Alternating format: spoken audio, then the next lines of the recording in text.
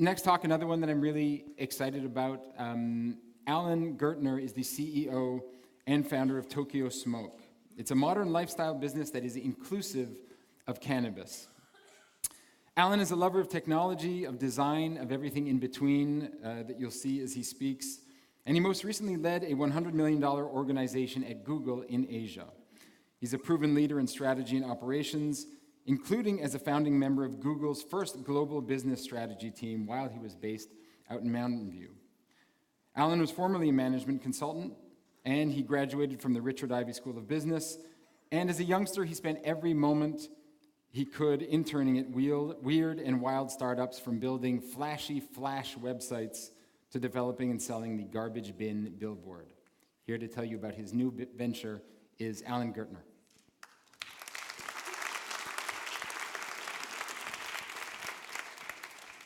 Hi, everyone. I'm really excited to be here today. It's been amazing to see the speakers so far. And I get the chance to talk to you about pot, right? I mean, it's pretty fucking crazy that I get to be up here with someone from Into the Gloss, talk about Glossier. We have incredible designers, and I get to talk to you about pot, right? I mean, it will constantly blow my mind. And part of the reason I'm talking to you about pot is because of my formative cannabis experiences. So the first time I smoked marijuana was probably not too different experience than most of you. I'm a teenager. I acquired with my friends what we were pretty sure was pot. It was green, it smelled like a skunk. We decided that we would go consume that somewhere incredibly secretive, so we decided behind a convenience store would be an appropriate place to consume our pot. So we're behind a convenience store. We're, fumbling in the darkness. This is Canada, so it's freezing cold out. We get this joint together. We light up and smoke this joint in a small circle, and then we proceed to freak the fuck out. Right? Everyone panics. We all run away, and it was a terrible, terrible, terrible experience. Just awful. But it's something that's stuck with me as I grew older, as I continued to consume cannabis, and it was, became very much part of my life. I thought a lot about that experience. But I went to computer camp as a kid. I am a dork. I love technology. I had the chance to work at Google for about 6 years. I worked for them in California and then Singapore, Bangkok, and Tokyo. I quit that job when I was about 30. Mostly, my life wasn't as meaningful as I wanted it to be. I wanted to do something where I thought I could make a difference. After I quit my job, I went out and did some fun things that I was never able to do because I was working. I worked as a backcountry ski tour guide in Japan. My friends and I bought a 20-year-old Toyota, and we drove from London to Mongolia. This is us in Turkmenistan. Turkmenistan, if you don't know, is a country. In addition to it being a country, it has a ruler or a former ruler who just should go down in the history of insane rulers. He renamed all of the months of the year and days of the week after his family members, so they printed new calendars. He had everyone take out their gold fillings so he could build a gold statue of himself that always rotated with the sun. He banned car radios because, obviously, they're un-Turkmen-like. And he decided that smoking would be banned because he couldn't smoke, and he would test his government officials by getting them to run up a hill once a year. Okay, so I get to go do this fun stuff while I'm not working, and this whole time I'm trying to figure out my path forward. And I get to thinking again about cannabis. So quick side story here. Let me tell you about the Gertner family and cannabis.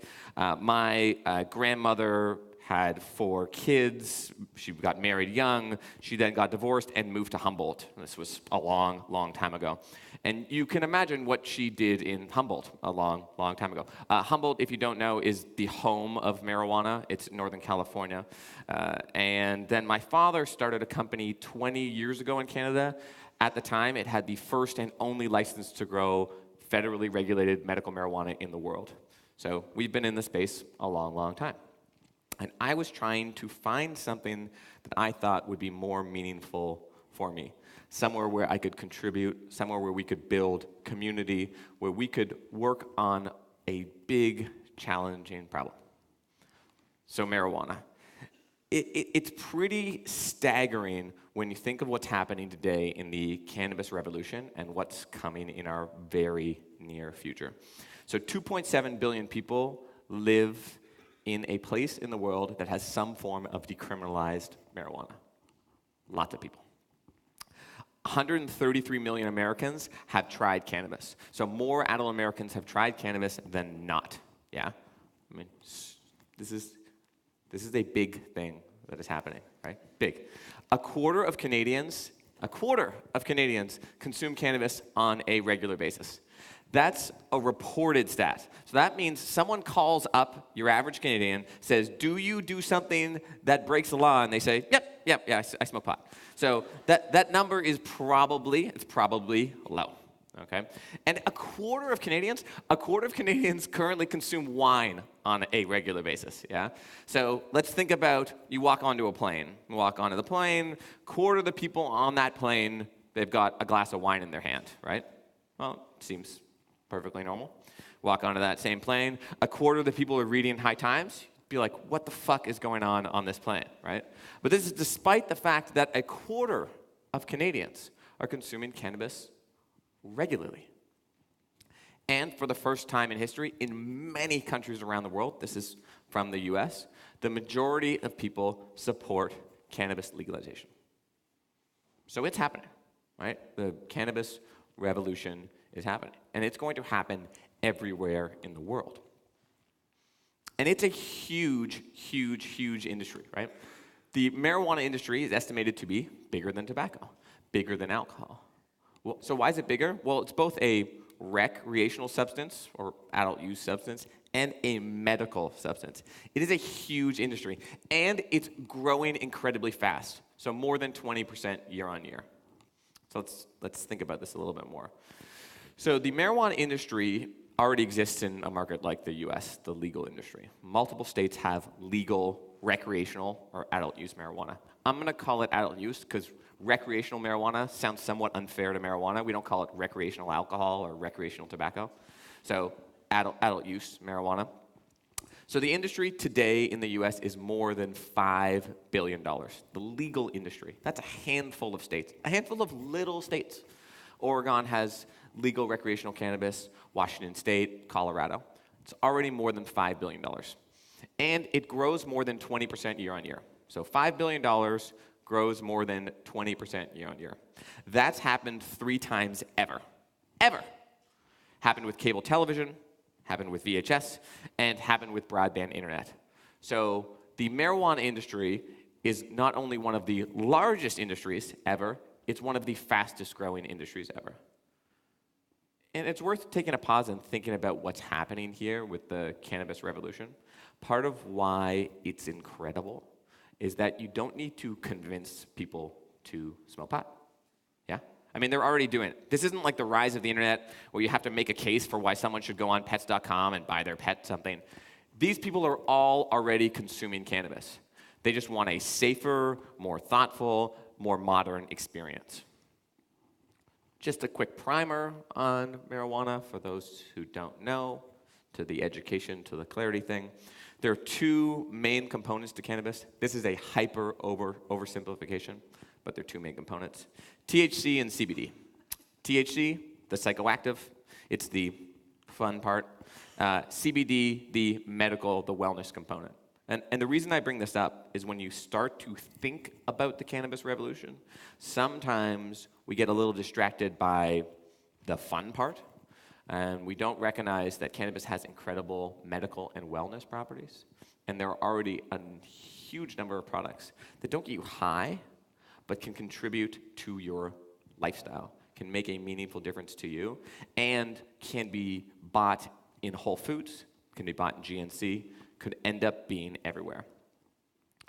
Just while we're on the cannabis primer, what's looking like it's most interesting about cannabis is terpenes. Terpenes are effectively the smell, the oils that are in cannabis. They're the same kind of oils that are in food. Those seem to be the ones that make a true, meaningful difference to your experience. So we're already starting to see types of cannabis that are give you a certain type of energy and experience and excitement, and a lot of that is based on the smell. And the reason I bring this up again is you can start to think about the immense potential here. If there's a type of cannabis out there that you can consume that would help you sleep, or help you eat, or make you enjoy a movie, or make you enjoy my otherwise not that exciting presentation, that kind of cannabis can be incredibly valuable. Meanwhile, most marijuana brands still look like this, right? We still live in this world where we have this incredible potential. We have this plant that really, with legalization, will bring forth a revolution, and everything is a green leaf. And this is always astounding to me, given how established alcohol advertising is. Right? A Corona ad, it's not at all about beer. It's about lifestyle. Right? It's about a beach, it's about a sunrise or a sunset. It's about something special. It's not about a relatively plain tasting beer. It's about life.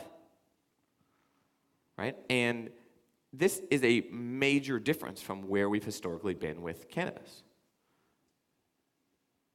If you parallel to alcohol, right? 10% of drinkers consume 50% of the drinks in alcohol. But marketing is not made for that 10%, right? 10% of drinkers consume 50% of the drinks. Marketing is for the other 90% of people. It's for the people who are making lifestyle decisions. It's for the people who are making decisions about community and approachability. And it's why, when I think about cannabis, I tend to think about its future and how it will align to the history we've seen with coffee in North America. So coffee in North America over the last 25 years followed a pretty fascinating trend, right? 25 years ago, everyone drinks Folgers. Yeah? Everyone drinks Folgers. Everyone drinks black coffee. And their goal at the time is to optimize for potency. Right? The reason you're drinking a cup of coffee in a diner or a cup of Folgers at home is not because that cup of Folgers is at all tasty. You're drinking it because you're trying to get that caffeine into your system as quickly as possible. Right? That is phase one, or wave one of the coffee revolution in North America. Then wave two comes along. Starbucks. Starbucks brings forward a nomenclature, a community, approachability. No one's drinking a Frappuccino because of potency, right? You're drinking a Frappuccino because it's approachable, because that cup says something about you, because of taste, because of all of these other factors that are wholly divorced in some ways from potency. Phase two or wave two. Wave three of coffee, Blue Bottle, Stumptown, La Colombe, all of the craft coffee makers, right? The ones who deliver that perfect drink to you, sourced directly from organic farms in Ethiopia, and right before it gets to you, the barista twirls his mustache, and you get this beautiful $8 cup of coffee, right? So we go from potency to approachability to craft. The same thing will happen in cannabis. These are agricultural commodities. I like drinking beer, yeah? I don't know shit about hops. I don't. I don't know anything about hops. I don't know where hops come from. I don't know how they're grown. I don't know if there's different kinds of hops. Nothing. But I know the kind of beer I like. Ultimately, consumers make decisions based on approachability, based on brand. And to underscore why this is so critical and why this will define the future of consumer cannabis, you just have to look at price. This is the wholesale and retail price of cannabis in Washington State in the US. Pretty easy graph to read. Things suck. Yeah? They used to sell cannabis for lots, and then as the market legalizes, becomes transparent, becomes efficient, you make less money selling pot because it's a commodity. Consumers are ultimately going to choose brand. They're going to choose derived products. They're going to choose beer, not hops. And this is already happening, right? In the US, in legal cannabis markets, it's already the case that 42% of sales are non-flower. Flower is buds, right? 42% of sales are non-flower. And if you start to stretch this out, I would argue that ultimately flower, bud, joints, they'll be the same size of the cannabis market that cigars are in the tobacco market. It's a ritual. It's heritage. It's a celebration. But like, cigars fucking stink, right? And smoking a joint is ultimately messy and inconvenient. It's wholly different than a vape pen that you could use in here while I was presenting. And marijuana already exists in multiple derivative forms across Canada, the US, and the world. This is Sativex. This is in pharmacies in the US today. It's a cannabis-derived product. Like, this movement is already happening. And we're starting to see more and more derivative products. Humboldt in California. So Humboldt makes these beautiful vape pens. Humboldt partnered with Anomaly, a creative agency, and designed these pens that are around feelings. Sleep, meditate, relax. You buy this pen. I didn't describe it this way, but I've read this pen described as it's been described as, let's just see how I can phrase this well. There's no good way to do this. It's been described as if Muji made a tampon. That's what this pen looks like. But it is an incredibly approachable, beautiful product, right? And it's really digestible and understandable. Looking at this product is fundamentally different than my first cannabis experience. The derivative products are growing twice as fast in the US as the non-derivative products. So we know that this is happening. And we're starting to see cannabis in all kinds of different interesting forms. It's really and truly going to permeate our lives. So this is Foria. Can anyone guess what this product is? Does anyone know what Foria is? No, I'll answer it because it's somewhat embarrassing. The product on the left is suppositories, and on my right is lube, cannabis lube, right? The internet says it's incredibly effective. This is a product you wouldn't expect from cannabis, but you can, again, start to see how this is going to be on shelves everywhere. This product is not to get you high, right? It serves a different role in your life. Ruby. Ruby's great. I want my coffee and I want my sugar to get me high. I mean, there's a market for that, I'm sure. People do put whiskey in their coffee, right? It's always a fascinating parallel to me to think of the places where we consume alcohol and why we wouldn't consume cannabis there. As a thoughtful and mature society, right, we can all recognize that alcohol, not good for us, right? Doesn't make you feel good, makes you feel awful the next day. Well, we just want to talk about calories are bad for you, right? Cannabis can potentially offer an alternative legal experience to a large number of consumers who want something different. And you start to see where cannabis becomes legal, alcohol sales slow. I love this one. Dog treats, right? I mean, we might as well give it to dogs. I feel like most dogs don't look happy. Now, so again, this isn't about getting your dog high. I mean, it might be about getting your dog high. This product is not specifically about getting your dog high. This product is about wellness, is about pain management, and offers an alternative for consumers who want to improve the lives of their pets. Mouthwash. Yeah, I mean, after you had that coffee and you're super stoned, maybe you need some weed mouthwash. It's a product, it exists, right? I mean, my point here is that these things exist in the marketplace today. Most of you probably haven't heard of them, and they sell a lot of this stuff. Right? This revolution and movement is happening. And the average cannabis consumer, not a kid, right? 37 years old. There's a fascinating chart to look at if you feel like you like looking at charts around alcohol consumption over time for people and the way their consumption habits change. It gets a lot harder to metabolize and manage alcohol as you get older. Cannabis can potentially provide a really viable, again, very viable alternative. And there are some truly great consumer products. Moxie Mints. Basically, Altoids with weed in them, right? But they're incredibly, incredibly low dose. Yeah? So if you take one of these mints, it's a very, very small serving. It's much more akin to a beer or even half a beer. And you start to create products that are more approachable and acceptable, that are no longer about potency, right? But about a whole different experience. Creams and topicals. Again, not to get you high. I put cannabis beard oil on my face every day, not to get my beard high. Instead, it's supposed to be, and appears to be valuable for me, and that it's good for my skin.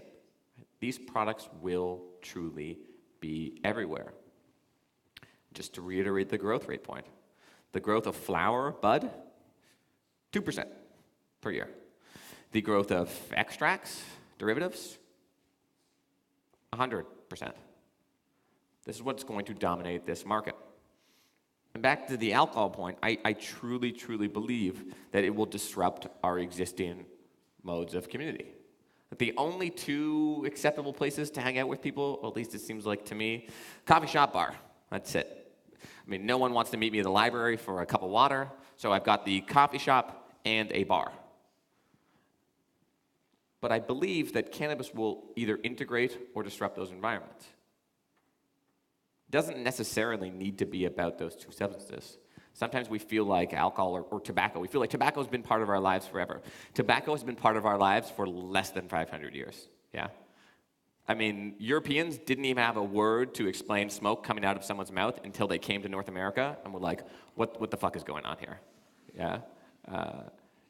These habits that we've developed, these communities that we've built, these places that exist in our society, they are fairly new and fresh.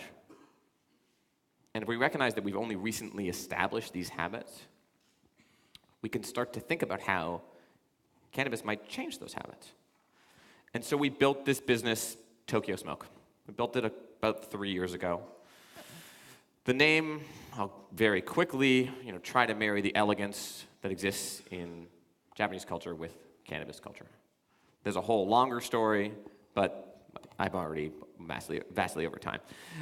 So Tokyo Smoke, we opened the store a couple years ago with no money really, and we took a guess that what we could do was build a modern cannabis brand. And we built it on the back of retail stores, and then we licensed our brand to legal cannabis growers all over the world. Ultimately, I'd argue someone's going to be Starbucks for cannabis. Someone's going to define the modern cannabis retail experience. Someone is going to be a trusted brand. Someone's going to build a nomenclature, and I've got a lot of time on my hands, so why not try? So we built this first store in between two buildings, in an alleyway. Rent there is $300 a month, so not a lot. And we went on this experiment. And we tried to build this very approachable store. And it turned out to do pretty well. So then we built a much bigger store. And then we built more bigger stores. And these stores are attempting to marry the community of a coffee shop with a cannabis experience. So you can't consume in there, but you can go in there and get educated. You can go in there and buy accessories. You can go in there and start to understand the beginning of this cannabis revolution. We will have 10 stores by year end, our first store in the US and a number of stores in Canada. And we've been lucky to win a bunch of design awards for our stores and our approach to retail. And then, like I said, we license our brand to cannabis growers. So this is what our packaging looks like. It's not green. It's hopefully packaging that could exist alongside any other beautiful packaging that you'd have in your home. And we create lifestyle products. The red oval is our logo. And we build products with artists. So we worked with an artist in Toronto, Dahe Song, who's incredibly, incredibly talented. And when we opened our most recent store there, she designed these rolling papers. Right? This exists in every other industry. If cannabis is going to be normal, why wouldn't it exist in our industry? And we tried to highlight consumers who are unexpected and behaviors that are different. and products that are unique. We worked with an architecture firm in Toronto called Partisans to design these 3D printed steel pipes. And to try to offer something a little more elegant, a little more approachable. And we have a couple of brands. We have a brand called Vanderpop, created in Seattle by a woman named April Pride. April has 2 kids. She has a master's from Parsons, and she thinks it's unfair that she can't consume cannabis while her friends consume wine. Why does she have to be embarrassed by that behavior? And she created products that are great for her, great for her mom. So that's a made in Italy stash bag, leather, with a little lock on it, so she can put her cannabis in there and her kids can't get into it. I mean, it's sort of silly, right? But think about all of the alcohol accessories that are in our lives. I have so many goddamn bottle openers, right? These same things will exist in cannabis, and we can publish and create content around them, and we can tell stories. And then we partner with these growers. So our partnership in Canada is with Afria, and I'll just go on a very short rant on why Canada is going to win the cannabis revolution, and then I'll get out of everyone's face. So what's happened in Canada is really fascinating. Next year in July, we will have fully legal adult use marijuana. Right? July next year. In fact, it's so good. It's the best. It's so amazing what's happening. Our Canadian government said, and we're going to have legalization start on Canada Day. And they're like, okay, no, we won't. We take that back. We'll do it like after Canada Day. So Canada Day doesn't get rebranded as Marijuana Day. But we're going to have legal cannabis across the country. We'll be the first developed country in the world to have legal cannabis across the country. We have this opportunity as Canadians to, I truly believe, to change the world. As Canada, we are an incredible country. I'm so proud to be Canadian, but we don't lead the world in a lot of things. We produce a lot of lentils. We have a very handsome prime minister, but we don't really push a lot of boundaries. And with cannabis, we have the chance to really push them. The infrastructure that we've developed in Canada is actually today already being replicated around the world. Germany looks to Canada, Israel looks to Canada, Australia looks to Canada. These countries are all implementing a legal marijuana framework that's the same as ours. The biggest marijuana companies in the world are all in Canada. In Canada, we already have 3 cannabis unicorns. So we have $3 billion cannabis companies. We have about another 10 that are more than $250 million. This company, Afria, it's so fascinating. 3rd generation tomato farmers, yeah? They have tomato greenhouses. And they had a Heinz plant in their small town. The Heinz plant closed down. Life was sad. And they decided they would grow pot. And they have 1 million square feet of greenhouse. 1 million square feet of cannabis greenhouse. It actually doesn't make sense. Like, it's so much cannabis greenhouse. We are developing the best technology in the world to grow cannabis. We are the only country in the world that currently exports cannabis legally to other countries. Like today, there's a container that leaves Canada full of pot that goes to Germany, and the government signs that document, right? We are going to lead the world. For Canada, cannabis will be our wine, right? It will be our thing. It will be how we contribute. It will be a huge part of our offering, I think, to the world. And I'm very excited as Canadians to be part of this. So anyways, that's Tokyo Smoke. We've been lucky to get press. Yay. But if you have any questions for me, I'm around. I'm Alan, A-L-A-N, at tokyosmoke.com. So anyone is always welcome to email me in chat. Come by our stores. I have a bunch of boxes of rolling papers also in my bag. So if anyone wants rolling papers, feel free to ask me for some rolling papers. And yeah, that's it. Thank you. I'm so grateful that I got to be here, and I'm excited to listen to the rest of the speakers today. And if it's not clear, I love cannabis. I am so excited about this movement to happen. And if I did nothing else other than build some excitement here, I'm grateful for that. So thank you.